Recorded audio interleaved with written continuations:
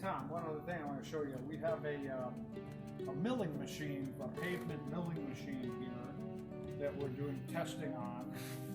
And this is not a real large milling machine, but it's for driveways and perhaps commercial parking lots and things like that, smaller things, not what you see on the highway. Yep, gotcha. Okay.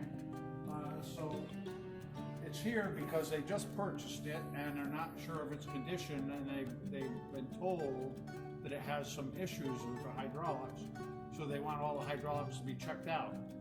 There's 5 pumps on it, 11 motors, hydraulic motors, and we have to test all the pumps and motors and verify that their performance is efficient and suitable to continue use or deemed to be repaired or replaced. It's definitely an interesting piece of equipment. So there are, like I said, 11 motors to run conveyors, to run the another conveyor, to run. There's also cylinders. The tracks move up and down. There's a motor on each track. There's independent steering on each track.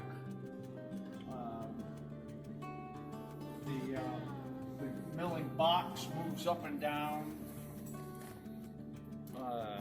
The tracks actually move up and down. It even has a hydraulic sunroof on it, sun cover.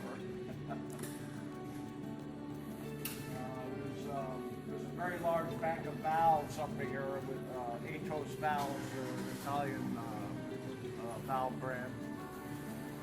So I think it's interesting that one of the things we can provide for our customers is before they bring a machine into service that they may have bought pre-owned, that we can check through it and make sure it's working like it's brand new.